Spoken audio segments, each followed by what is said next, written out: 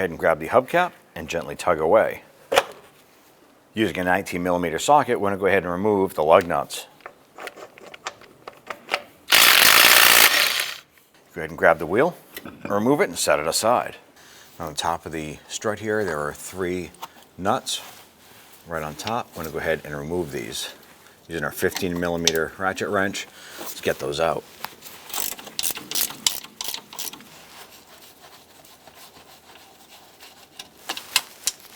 Using a 21mm socket, we're going to go ahead and remove the strut, bolt, and nut right here. I'm going to put a 21mm wrench on the other side to hold that in place.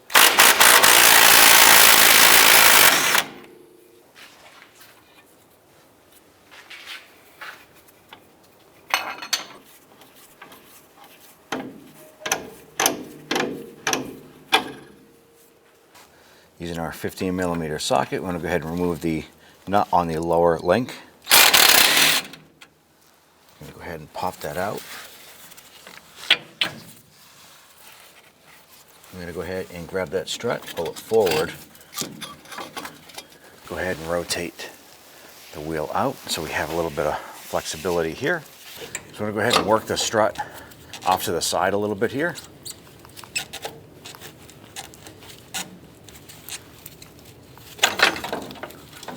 That down and out. Go ahead and work our strut unit up.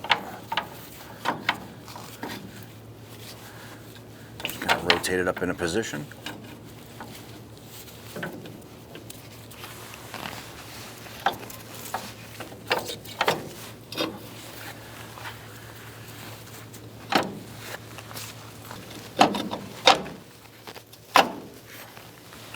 I'm just going to go ahead and use a pry bar here to gently work the strut up into position here while working the strut bolt in through the back.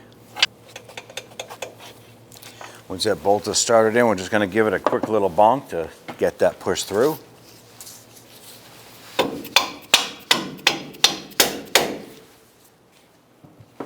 then we'll go ahead and get our nut started.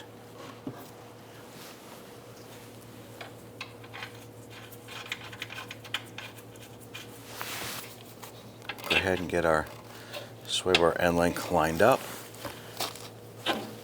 Feed that through, and we're just going to get the nut starter for that as well. Let's go ahead and get our upper strut nut started here.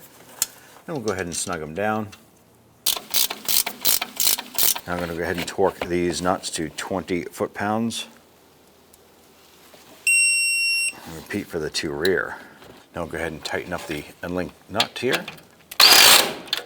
And torque this to 32 foot-pounds. And tighten up our lower strut bolt. And go ahead and torque this down to 81 foot-pounds.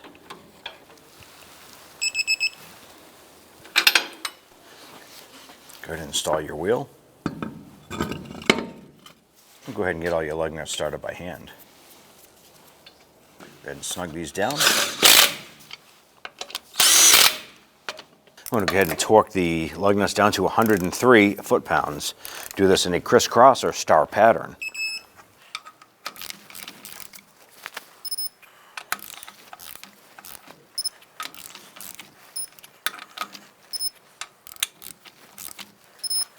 If your vehicle has a wheel cap, you want to pay attention and check for any notches in the cap.